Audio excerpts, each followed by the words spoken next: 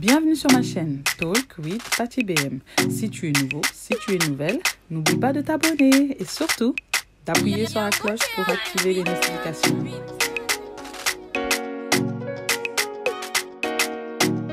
Bienvenue sur ma chaîne. Je voulais juste te dire merci déjà à tous les youtubeurs qui se sont abonnés sur ma chaîne. Oui, c'est vrai, pour l'instant, je n'ai pas encore beaucoup d'abonnés. Mais petit à petit, ça commence à venir, et je voulais vraiment remercier tous les youtubeurs qui se sont abonnés à ma chaîne. Merci à vous, je vous ai tous vus. Je suis aussi allée sur vos chaînes aussi pour m'abonner. En tout cas, vous faites tous du bon boulot. En tout cas, merci à vous. Merci à toutes les personnes qui sont en train de me soutenir. Merci à toute ma famille qui me soutient, les amis qui me soutiennent. Merci à vous tous, franchement. Merci de me donner la force. C'est vrai que c'était pas facile pour moi de commencer cette chaîne parce que franchement, YouTube, c'est devenu tellement difficile. Donc voilà, pour ceux qui ne sont pas encore abonnés, abonnez-vous, commentez, likez, partagez. C'est très important de commenter, de liker et de partager. Aujourd'hui, le sujet d'aujourd'hui, c'est on va parler de Maman Tina. Maman Tina, la mère de DJ Arafat. Là, elle a fait une vidéo. Elle était en train de parler, elle expliquait un peu à tous les amis de DJ Arafat. Elle les accuse en fait d'avoir pris des affaires à son fils, que chacun doit venir rendre les affaires qu'ils ont pris de son fils. Elle a parlé de sa belle-fille qui est restée dans la maison et qu'elle attend qu'elle vienne lui rendre la maison. Soit disant qu'elle a appelé plein de fois et qu'elle ne répond pas. Elle est venue sur les réseaux sociaux pour en parler en fait. Moi aujourd'hui je voulais donner mon opinion parce que je trouve ça un peu bizarre pour une maman qui vient de perdre son fils, de passer comme ça sur les réseaux sociaux, de venir réclamer des affaires à son fils. Donc ça fait même pas 2 mois là que tu viens de perdre ton enfant. Et au bout de 2 mois déjà, tu es là en train de réclamer ses affaires, tu es là en train de demander à sa femme de venir te rendre la maison, etc. Maman Tina. Maman Tina. Chez nous les Africains, on est censé pleurer un mort pendant longtemps, n'est-ce pas? Comment se fait-il que toi, depuis que ton enfant est mort, tu ne fais que réclamer ses biens? On a essayé de te comprendre de toutes les façons possibles. Peut-être, moi, je me disais que peut-être que tu as perdu un peu la tête, peut-être que tu es traumatisé du fait d'avoir perdu ton enfant.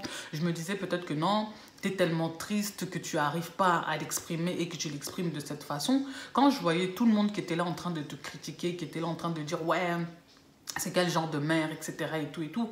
J'avais un peu pitié de toi, je me disais « mais bon, ça se trouve, elle est dans sa tristesse d'avoir perdu son fils. Peut-être que c'est peut-être ça qui l'a fait réagir comme ça ou peut-être que non. » Je me posais des questions, je me demandais, je voulais toujours essayer de trouver une petite excuse, quoi, pour essayer de voir pourquoi tu te comportes comme ça, en fait. Essayer d'expliquer la raison pour laquelle tu te comportes comme ça. Mais en vrai, là, depuis que ton enfant, il est mort, on te voit que réclamer les affaires, réclamer l'argent, réclamer ceci, réclamer cela. Maman, tu peux pas pleurer un peu ton fils? Moi, je comprends pas ce genre de choses en Afrique, franchement. Je comprends pas ce genre de choses en Afrique. J'ai toujours été contre ça. Je me demande toujours si les belles-mères, elles oublient qu'elles aussi, elles ont été belles-filles un jour. Ça, c'est une chose que je me pose toujours comme question. Parce que ayant été belle-fille un jour, tu ne peux pas te comporter comme ça avec ta belle-fille.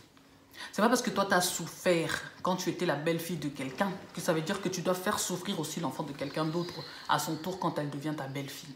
Ça, c'est un comportement que je n'ai jamais compris. Si tu as été une belle-fille qui a souffert dans ton mariage, que ta belle-mère t'a fait souffrir, que ta belle-mère t'a fait du mal, normalement, tu es censée être après une bonne belle-mère. Je ne sais pas, peut-être c'est moi qui pense comme ça, je ne sais pas. Ayant vécu toi-même ce genre de situation, tu devrais être là en train de te dire « Non, moi, quand mes enfants vont se marier, je ne vais pas me comporter comme ça, je ne vais pas me comporter ceci, je vais toujours essayer de faire en sorte de résoudre les problèmes et tout. » Peu importe la façon dont cette belle-fille est. Tu dois la prendre comme ton enfant. Quand tes enfants font des caprices, tu ne les supportes pas. Quand tes enfants font des bêtises, tu ne les supportes pas. Mais pourquoi quand c'est l'enfant de quelqu'un d'autre, c'est difficile pour toi? La même façon dont toi, belle-mère, tu te comportes avec ta belle-fille. Tu ne sais pas que toi aussi, tu as une fille. Ta fille aussi, un jour, se mariera. Et elle aussi, on va la traiter comme toi, tu es en train de traiter ta belle-fille. C'est souvent ça qu'on oublie. À charge de revanche. Si tu n'as que des garçons, là d'accord, tant mieux pour toi. Tu n'auras pas ce problème-là. Mais si tu as des filles et des garçons, dis-toi bien que tout ce que tu fais à l'enfant de quelqu'un d'autre, c'est ça aussi qu'on fera à ton enfant. C'est pour ça que je ne comprends pas ce genre de comportement-là que nos belles-mères en Afrique, elles ont. Pas seulement en Afrique, hein, même ici. Hein. Faut pas croire. Hein. Elles ont ramené leur comportement de là-bas ici aussi. Je me pose cette question-là. Maman Tina, toi-même tu as une fille. La façon dont tu es en train de traiter cette fille-là, tu aimerais qu'on traite ta fille comme ça? Qu'aujourd'hui ta fille, aujourd'hui son mari meurt et que sa fille, on la traite comme toi tu es en train de traiter cette jeune fille-là. Si vraiment c'est vrai, tout ce qu'on dit. Tu aimerais qu'on traite ta fille comme ça? Moi, c'est la question que je suis en train de me poser. Tu dis qu'elle ne veut pas te répondre au téléphone. Mais l'enfant d'autrui, elle vient de perdre son mari. C'est quelque chose que tu dois comprendre, maman. Elle vient de perdre son mari. Tu sais ce que c'est de perdre son mari? Et elle est jeune. Elle se retrouve en plus avec un enfant en bas âge à élever. Tu sais comment c'est compliqué pour elle? Au lieu de la laisser tranquille, de la laisser un peu se reposer, de la laisser un peu reprendre ses esprits, de la laisser un peu soigner son cœur du choc qu'elle a eu par rapport au fait que son mari ne soit plus là. Non, maman, tu vas encore la traumatiser. C'est quoi? Pourquoi vous aimez traiter les enfants des gens comme ça? Perdre son mari, c'est un crime. Il faut la laisser respirer. Elle n'a rien fait de mal, il faut la laisser respirer. Je ne comprends pas ce truc-là que on a en Afrique de tout le temps traumatiser la veuve. Le veuf, il n'est jamais traumatisé comme ça, hein. Mais la veuve, elle est toujours traumatisée. La veuve doit respecter de règles qu'elle a à respecter à chaque fois. Son mari meurt. Non seulement il faut qu'elle se coupe les cheveux, qu'elle se rase complètement la tête, qu'elle dorme par terre dans certains pays pendant au moins une année ou je ne sais pas combien d'années. Qu'elle porte le deuil pendant je ne sais pas combien d'années. Elle a tellement de règles à respecter. Une veuve en Afrique, c'est comme si tu étais en prison. C'est comme si tu avais commis un crime de perdre ton mari. Vous croyez vraiment que les gens ils souhaitent qu'ils se marient et puis un jour de leur conjoint? C'est le souhait de personne, personne ne le souhaite. Hein. Quand ça arrive, ça arrive. Mais pourquoi traumatiser les enfants des gens comme ça? Comme s'ils étaient en prison. Tu as perdu ton mari il n'est plus là. Mais elle, sa vie, elle continue. Elle va porter le deuil pendant un moment. Mais il faut la laisser un peu. C'est pas que vous soyez là, derrière elle, en train d'espionner tous ses faits et gestes, en train de regarder ce qu'elle fait ou ce qu'elle ne fait pas. Elle respecte bien le deuil ou elle ne respecte pas bien le deuil. Souvent, quand l'homme perd sa femme, la plupart du temps, il y a déjà des filles qui sont là à côté en train d'attendre leur tour. Hein. Elles sont même contentes, même. C'est bien, elle est partie. C'est bien. Elles sont là, elles font semblant de pleurer. Et dans leur cœur, elles sont là. C'est bien, elle est partie, je vais aller remplacer. C'est bien. Moi, je vais aller prendre la place, je vais rentrer là-bas. Souvent, c'est comme ça quand c'est l'homme qui perd sa femme. Mais quand c'est la femme qui perd son mari, s'il y a seulement un homme qui est en train d'attendre là, tout le monde va commencer à critiquer. Toi, ton mari vient juste de mourir seulement là maintenant. Déjà, tu lui as trouvé un remplaçant. Tout le monde va commencer à te critiquer. Tout le monde va commencer à te critiquer. Pourquoi c'est comme ça? Ce qui est normal pour l'homme n'est pas normal pour la femme. Chose bizarre. Les deux sont veufs, non? Lui, il est veuf. Elle est veuve, non? Pourquoi ça devrait être différent pour lui et pas pour elle? Posez-vous la question. Parfois, l'homme, la femme n'est même pas encore enterré. Mais il y a déjà quelqu'un qui l'attend. Bizarre le monde, hein, comment il est fait. Trop bizarre. Mais la femme, On va martyriser l'enfant de quelqu'un. On va la martyriser, on va la martyriser. Jusqu'à le monde entier doit savoir que c'est elle qui vient de perdre un mari. C'est elle qui doit pleurer tous les larmes de son corps. Pourquoi? Parce qu'elle, elle a perdu un mari. Mais quand c'est l'homme qui perd la femme comme ça, c'est pas comme ça. Hein? Faut se poser la question. Dans quelle planète on vit? Mais moi, je me pose une question. Pourquoi quand c'est l'homme qui perd sa femme, pourquoi ça se passe pas comme ça pour lui? Pourquoi ça se passe pas comme ça pour lui? C'est un truc que je ne comprends pas en Afrique. Un homme qui perd sa femme, il est tranquille, c'est normal, il a perdu sa femme, c'est bon. Hein. Il n'a pas à porter le deuil pendant une année. Il n'a pas à être là, à devoir se raser la tête. Il n'a pas à respecter des règles compliquées là, qu'on met là, pendant je ne sais pas combien de temps. Il n'a pas à respecter tout ça. Mais pourquoi quand c'est la femme, il faut que ce soit comme ça? Moi, c'est quelque chose que je ne comprends pas et je n'arriverai jamais à comprendre ça. Je ne sais pas ce que vous en pensez. C'est quelque chose de bizarre. Il y a beaucoup de choses dans nos cultures que j'aime beaucoup. Beaucoup de choses. Mais il y a des choses que je trouve ça un peu bizarre. Pour les femmes, ça va être différent. Pour les hommes, ça va être différent. Mais en fait, le mariage, là, c'est un homme et une femme. C'est les deux qui sont mariés. Pourquoi la femme doit être traumatisée et pas le mari? Pourquoi la femme doit subir toutes les méchancetés de sa belle-mère et pas le mari? Donc se marier, c'est commettre un crime. Le mari meurt, c'est toujours la famille qui va venir pour venir chercher tous les biens de leur enfant. Pourquoi quand la femme meurt, pourquoi les gens ne se précipitent pas non plus pour venir chercher les biens? Il faudrait faire aussi la même chose. Quand la femme aussi, elle meurt, il faut venir vite pour venir récupérer et mettre le mari dehors aussi. Pourquoi vous ne le faites pas? Pourquoi c'est seulement quand c'est la femme, c'est là où tout le monde le fait? Ça, c'est un phénomène bizarre que je ne comprends pas. Et après, vous dites que vous aimez vos enfants, vous n'aimez pas vos enfants. Pour moi, des comportements comme ça montre que vous n'aimez pas vos enfants. Je suis désolée. Une personne qui aime son enfant ne voudra pas voir la progéniture de son enfant se retrouver dehors, sans maison, sans endroit où habiter. Une personne qui aimait son enfant ne resterait pas là à être là en train de martyriser la femme de son enfant et les enfants de... Ça, c'est des comportements que je ne comprends pas. Donc en fait, pour vous, vous attendez seulement que votre enfant meure pour montrer vos vrais visages. Pour certains, déjà, leur vrai visage, ils le montrent déjà dès le début. On connaît déjà. Mais il y en a qui attendent vraiment que non, leur enfant meure pour vraiment bien montrer leur vrai visage.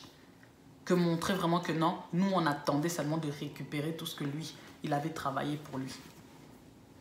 C'est tout ce qu'on attendait. Est-ce que vous trouvez ça normal? Des comportements vraiment comme ça, vous trouvez ça vraiment normal? Ça, c'est une chose dans nos cultures que je sais pas. C'est un truc que je n'approuve pas, quoi. Comment vous pouvez laisser les enfants de quelqu'un, de votre propre enfant, souffrir, être dans la galère pendant que leur père, il est mort? Après, ces enfants-là que vous allez laisser dans la galère, ils vont grandir. Ils vont devenir des gens peut-être grands. Leur mère va peut-être galérer pendant des années et des années pour les élever. Ces enfants-là vont devenir des personnes. Et après, vous, encore vous, les mêmes personnes-là qui les avaient mis à la porte, qui les avaient laissés galérer, alors que les biens de leur papa étaient là. Après, vous, les mêmes personnes-là, vous allez venir encore pour pouvoir aller prendre la dot des enfants-là, manger l'argent de ces enfants-là. À votre place, j'aurais honte. Et c'est des comportements comme ça qu'on voit tout le temps en Afrique. C'est vraiment triste et dommage. Quand on dit aimons-nous vivants, c'est vraiment montrer à vos frères que vous les aimez, montrer à vos sœurs que vous les aimez pendant qu'ils sont vivants.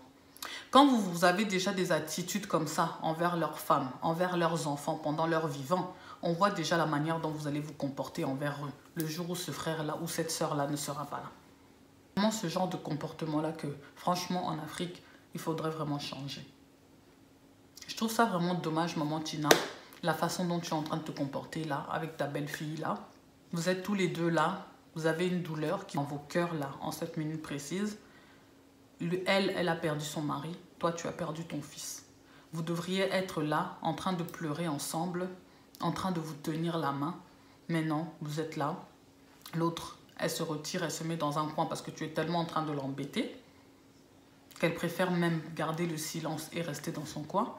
Toi, tu es là, tu passes dans les réseaux sociaux pour te plaindre et encore te plaindre. Réclamer les biens de ton enfant, réclamer les biens de ton enfant.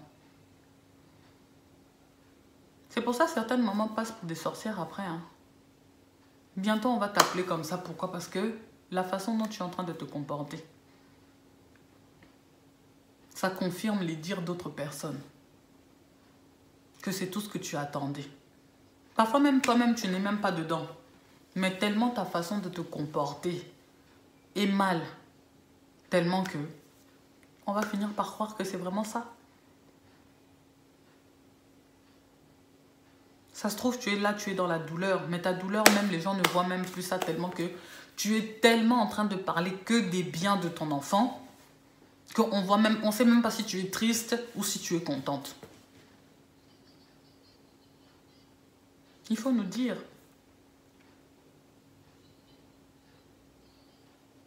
Tu es là, tu dis oui, il était à toi. Oui, c'est ton enfant, on accepte, il était à toi. Mais il avait une vie aussi à côté. Il avait une vie aussi à côté. Tu penses vraiment que pendant son vivant, il pensait que non, le jour où il va mourir, que non, il va rien laisser à ses enfants ou rien laisser à sa femme? Maman Tina, ressaisis-toi, oh maman, ressaisis-toi. Donc voilà, aujourd'hui c'était juste ça. Je voulais juste donner mon opinion par rapport à maman Tina Spencer. Une maman pour nous tous, elle n'a pas mon âge, donc je ne peux pas l'appeler par son nom. Donc c'est pour ça que je dis maman. Saisis-toi parce que sinon les gens ils vont commencer à penser que tout ce que les rumeurs disent que c'est vrai. Ressaisis-toi vraiment. Pleure ton fils, sois triste.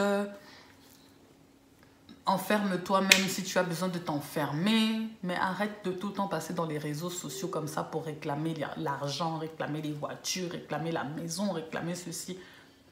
Si c'est pour toi, ça te viendra après. La perte de ton enfant est beaucoup plus importante que toutes ces choses-là que tu es en train de réclamer. Tout ça, là, ça ne va pas combler le manque que tu as de DJ Arafat. En tout cas, voilà. C'était l'opinion que j'avais par rapport à ce qui se passe avec maman Tina. Pour ceux qui ne sont pas encore abonnés, abonnez-vous à la chaîne, abonnez-vous à la chaîne. Il y a beaucoup de choses qui vont arriver par après. La prochaine vidéo, je vais parler de jalousie. Je vous dis à la prochaine.